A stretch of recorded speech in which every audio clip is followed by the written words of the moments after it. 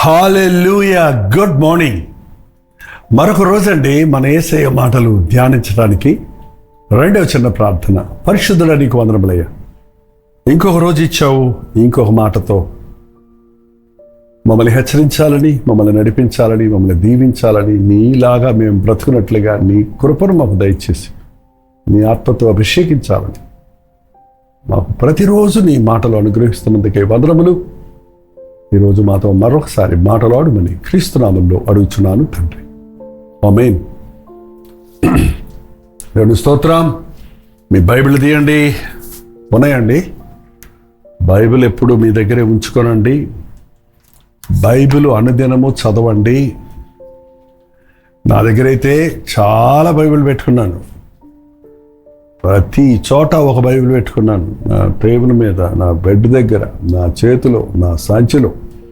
ఏంటండి, ఎప్పుడు దొరికితే అప్పుడు అవకాశం, ఎక్కడ దొరికితే అక్కడ కనీసం ఒక రెండు వచనాలు, ఒక వచనం, ఒక్క వాగ్దానం పొందాలని ఆశ మనకుంటే రోజు దేవుడు స్పష్టంగా నీకు తగినట్లుగా నీతో మాట్లాడతాడు. అఫ్కోర్స్ ఇలాగ మనందరికీ సిద్ధపరిచిన సందేశాలు మీ కొరకు తీసుకొస్తున్నాను. దేవుడు ఎవరితో మాట్లాడుతున్నాడు నాకు తెలియదు, కానీ కొలసీలు రాసిన పత్రిక 4వ అధ్యాయం 12వ వచనాన్ని చదువుతున్నాను, వినండి. కాగా దేవుడి చేత ఏర్పరచబడిన వారును పరిశుద్ధులను ప్రియులను అయిన వారికి తగినట్టుగా, కాగా దేవుని చేత ఏర్పరచబడిన వారు. నిజంగా మీరు రోజు దేవుని వాక్యాన్ని క్రమంగా వింటున్నారంటే ఖచ్చితంగా మీరు దేవుని ప్రణాళికలో ఉన్నారన్నమాట. దేవుడు మిమ్మల్ని ఏర్పరచుకున్నాడన్నమాట. దేవుడు తన ప్రణాళికలు మీకు చెప్పాలని ఆశిస్తున్నాడు. అది మీరు గ్రహించి ఆయన మాట కొరకు కనిపెడుతున్నారు.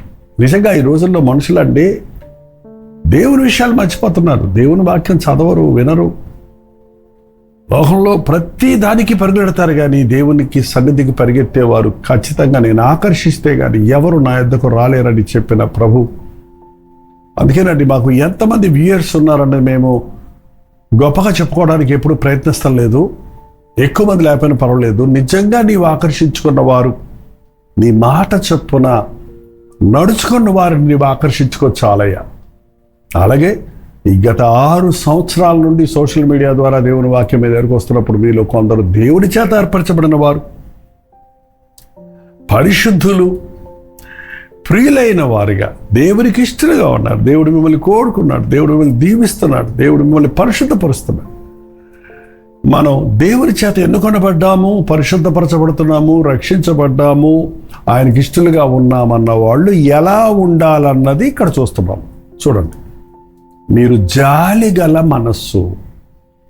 దేవుని బిడ్డలకు జాలిగల మనస్సు ఉండాలి. కఠినమైన మనసు ఉండకూడదు, కర్కశమైన మనసు ఉండకూడదు. జాలిగల మనస్సు. మన యేసయ్య జాలిగల మనస్సు కలిగిన వాడు. కాపరు లేని గొర్రెల వలె ఉన్నారని జనాల్ని చూసినప్పుడు వారిపై కనికరపడి, కనికరించి, మర్సీ, జాలి, ఇంకొకరి బాధను మనం భరించటం, మర్సీ, జాలి, కృప చూపించటం, కనికరం పడటం. ఇంకొకరి బాధను మనం అయ్యయ్యో అన్నామంటే ఆ బాధ నీకు కలిగినట్లుగా నువ్వు భరించటం. దేవుని బిడ్డలైన మనం బాధలో ఉన్న వారిని చూచినప్పుడు, శ్రమలో ఉన్న వారిని చూచినప్పుడు, నాశనమైపోతున్న వారిని చూచినప్పుడు, దేవుణ్ణి ఎరగని వారిని చూచినప్పుడు మన మనస్సు కరిగిపోవాలండి. అయ్యయ్యో వీరికి అడ్డున్నాయి, ప్రభువు లేడే. అయ్యయ్యో వీరి బాధలో సతమతమవుతున్నారే. అయ్యయ్యో ఈ గాయాలతో బాధపడుతున్నారే, ఈ రోగాలతో వేదన పడుతున్నారే. అయ్యయ్యో ఇన్ని రకాల ఇబ్బందులు వీళ్ళకున్నవా అని చూసినప్పుడు ఆ జాలి రావాలి మనకి. You need to feel for them. వారి కష్టాన్ని నీవు అనుభవించటం జాలి. జాలిగల మనసు, దయాళుత్వము.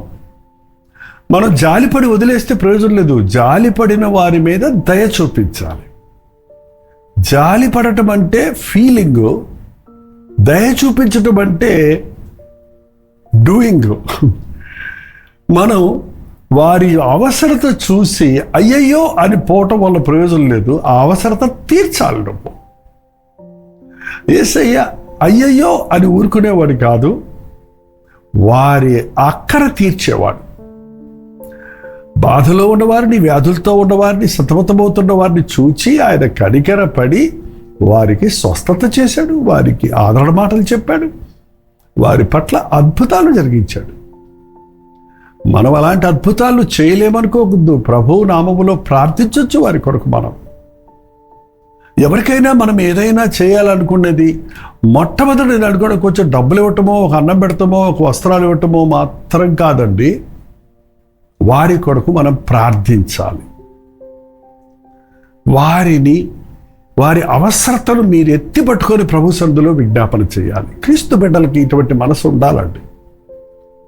మాటలతో ప్రార్థనతో సరిపెట్టుకోవద్దు, నిజంగానే క్రియల్లో చూపించాలి. వాడికి వస్త్రహీనుడు కనపడితే వస్త్రమే, ఆకలితో ఉన్నవాడికి ఆహారం పెట్టు, గాయాలతో ఉన్నవారికి గాయాన్ని కట్టు,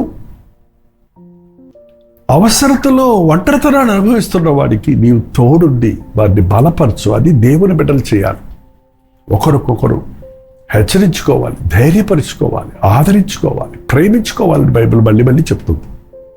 క్రీస్తు నన్ను ఏర్పరచుకున్నాడు, దేవుడు నన్ను కోరుకున్నాడు, నేను దేవుని బిడ్డననే వాడు జాలిగల మనసు ఉండాలి, దయగలిగిన మనసు ఉండాలి, వినయం ఉండాలి.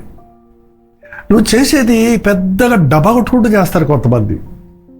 నువ్వు ఏదైనా ఒకరికి హెల్ప్ చేస్తే నేను చేశాను అని 100 సార్లు వాళ్ళ చెవుల్లో వాయిస్తుంటే వాడు విసిగిపడా? నువ్వు చేసేది వినయంతో చెయ్యి. నువ్వు చేసేది చాలా తక్కువే.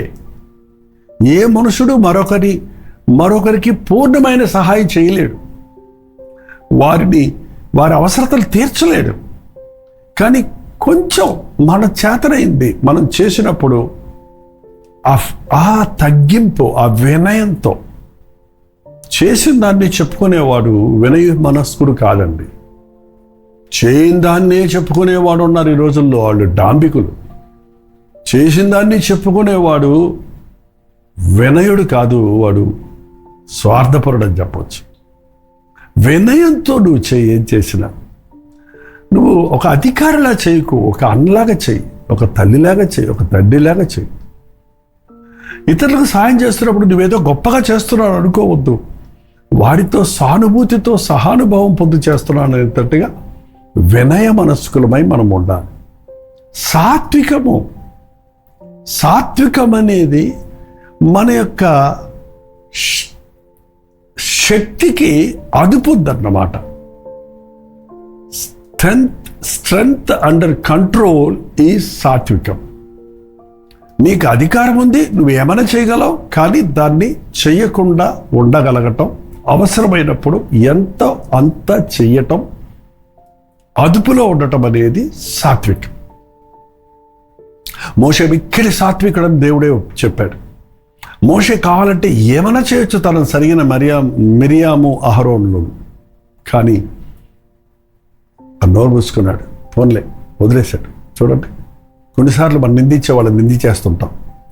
మనం చేసిన మేలు కృతజ్ఞత గుర్తు పెట్టుకోకుండా, కృతజ్ఞత లేని వారి గురించి మనం చూసావా, నువ్వు కృతజ్ఞత లేకుండా ఉన్నామని గబగబా మనం ఓపెన్ అయిపోతాం, బర్స్ట్ అయిపోతాం, నోరు తెరిచేస్తాం. నువ్వు చేసింది మర్చిపో, నువ్వు చేసిన మంచి మర్చిపో, దేవుడు నీకు చేసిన మేళ్ళు మాత్రం మర్చిపోకు. సాత్వికం అనేది నీ అదుపులో నీవు ఉండటం అండి, నీ కంట్రోల్ ఉండటం.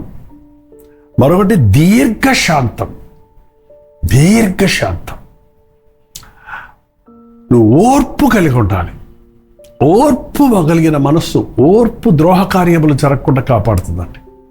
కాబట్టి దేవుని బిడ్డలమైనప్పుడు దేవుడు ఏర్పరచుకున్నాడు, దేవుడు నన్ను పిలిచాడు, నేను దేవుని రక్షించబడ్డాను, నేను దేవునికి ఇష్టడు అన్నప్పుడు మనం జాలిగల మనసు, దయాళత్వము, వినయము, సాత్వికము, దీర్ఘశాంతమును ధరించుకోవాలి. బూట్లో పెట్టుకోవాలి కాదు, అరలో పెట్టుకోవాలి కాదు, బీరోలో పెట్టాలి కాదు, నీతోటే ఉండాలి. అవి నువ్వు ధరించుకోవాలి. వేసుకున్న వస్త్రాలు నాతో ఉన్నాయి, నన్ను అంటుకొని ఉన్నాయి.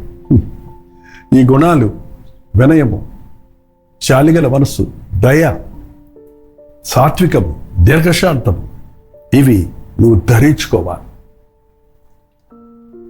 ఇవన్నీ కూడా వీటన్నిటికీ మించి ఏంటంటే వీటిని పైన పరిపూర్ణమత అను బంధమైన ప్రేమను ధరించుకోనండి. ఓవర్ కోట్ ఏంటంటే వీటన్నిటిని కవర్ చేయడానికి ప్రేమ. ఇవన్నీ ప్రేమతో చేయాలి. ప్రేమతో, క్రీస్తు ప్రేమతో నువ్వు జాలిపడాలి. నీకు అవసరం లేదు, మరెవరు మనకు అవసరం లేదు. మనోళ్ళ మీద మనం జాలిపడతాం, కానీ నీ శత్రువు మీద కూడా నువ్వు జాలిపడాలి. నీ విరోధిని కూడా మీద కూడా నువ్వు దయ చూపించాలి. నీకంటే చిన్నవారి దగ్గర కూడా నువ్వు తగ్గించుకోవడం నేర్చుకోవాలి. ఎస్, అది క్రీస్తు మనస్సు. నీకేమైనా చేయగలిగిన శక్తి ఉంది, కానీ నీ కంట్రోల్లో నీవు ఉంటావు, నువ్వు అదుపుకుంటావు, నీ నోరు అదుపులో ఉంటుంది. నువ్వు శపించవు ఎవరిని, నువ్వు ఘర్షణ పడవు ఎవరితో కూడా. ఇలాంటి గణగణాలు మనకు దీర్ఘశాంతంతో, ఓపికతో ఎదురు చూస్తావు దేవుడి కార్యం కొరకు. ఇలాంటి స్వభావం మనం కలిగి ఉంటేనండి యేసయ్యను మనం ఘనపరుస్తాం, మనలో యేసు ప్రభువును ఇతరులు చూడగలుగుతారు. అంతేకాదు ఇతరులను మనం ప్రభు కొరకు సంపాదించగలుగుతాం. ప్రేమ చేయాలి. క్రీస్తు బిడ్డల జీవితాల్లో ఎక్కడ నొక్కినా, ఎంత తిట్టినా, ఎంత కొట్టినా, ఎన్ని దూషించినా, ఎన్ని నిందించినా అతని శరీరంలో నుండి ప్రేమే పారాలి. ఒక గంధపు చెక్కను ఎంత బరా కోసినా ఆ గంధపు చెక్క సువాసనలు వెదజల్లుతుందే కానీ బురద నీళ్లు కొట్టదు కదా. గంధపు చెక్కను కోస్తున్నప్పుడు రంపంతో పొట్టు పైకి ఎగురుతున్నప్పుడు అది నేవరుంటే అబ్బా అబ్బా అంటది, కానీ అది కోసే వారి ముక్కులకు కూడా సువాసన అందింపజేస్తుంది. ఆ రీతిగా దేవుని బిడ్డలో హింసించబడుతున్నప్పుడు, నిందించబడుతున్నప్పుడు, చేసిన మేలును మరచిపోయిన వారు మనల్ని కించపరుస్తున్నప్పుడు, మనకు ద్రోహం చేస్తున్నప్పుడు, మన జీవితాల్లో ఎటువంటి పరిస్థితుల్లో కూడా యేసయ్య ప్రేమనే వెదజల్లాలి తప్ప ఆ పాతాదాము స్వభావం మనలోనికి రాకూడదు. అర్థమవుతుందండి? మీరు ప్రభు బిడ్డలైనప్పుడు, పరిశుద్ధులని, దేవుని రాజ్య వారసులని గుర్తించినప్పుడు ఈ వస్త్రాలు ధరించుకోండి. ఏ వస్త్రాలని?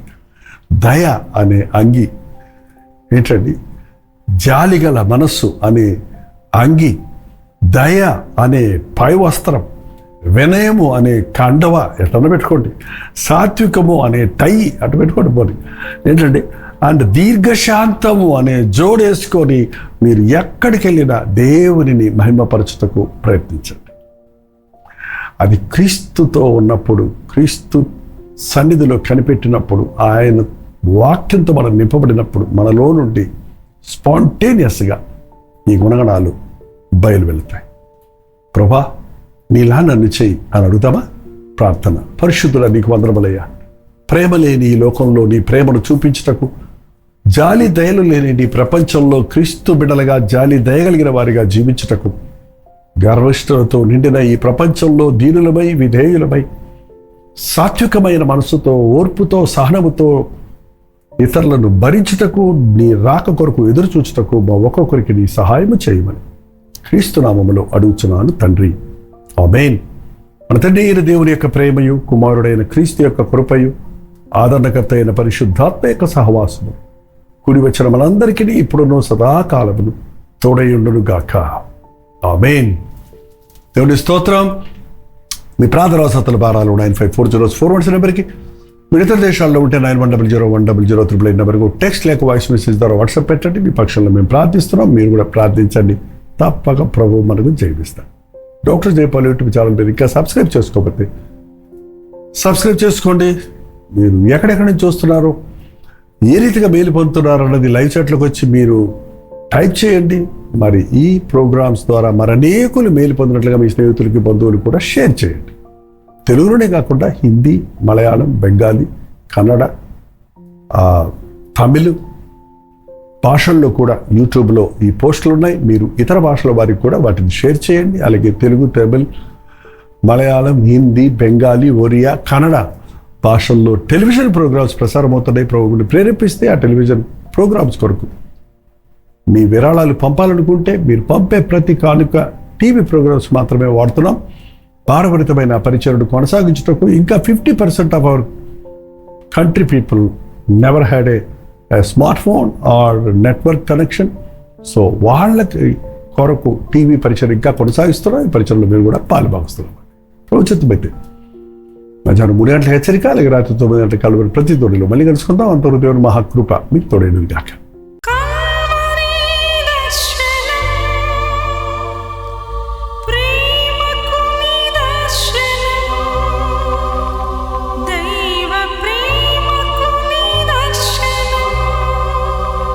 తెలుగు, తమిళ, హిందీ, మలయాళం, బెంగాలీ, ఒరియా అనే 6 భాషల్లో టెలివిజన్ ప్రోగ్రామ్స్ కొనసాగుతూనే ఉన్నాయి.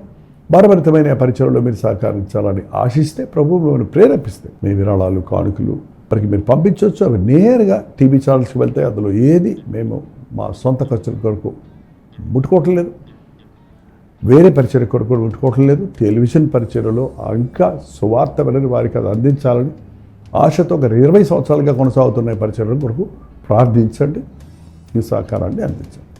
ఈ విషయం మీకు ఇంకా వివరాలు కావాలంటే 89393939 అనే నెంబర్కి మార్నింగ్ 10 నుంచి ఈవినింగ్ 10 లోపల మీరు ఫోన్ చేయండి. వివరాలు మీకు తెలియజేస్తాం.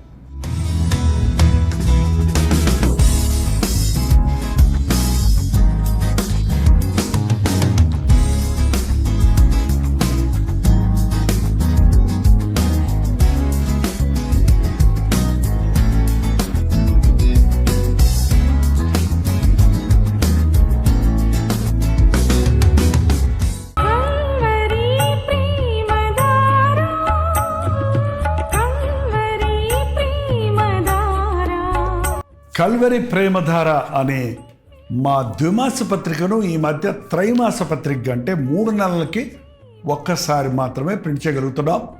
మరి గత 40 సంవత్సరాల పైబడి కొనసాగుతున్న ఈ పత్రికను ఆపు చేయటం ఇష్టం లేక దీన్ని త్రైమాస పత్రికగా మార్చున్నాం. మీరు కల్వరి ప్రేమధార పత్రికను చదువుతున్నారా? ఒక ఉచిత పత్రిక కావాలంటే ఇవ్వాలే మీ పేరు, చిరునామా, అడ్రస్తో పాటు ఇంటి నెంబర్తో పాటు క్లియర్గా పంపించండి. తప్పకుండా ఒక ఉచిత పత్రికను మీకు పంపిస్తాం.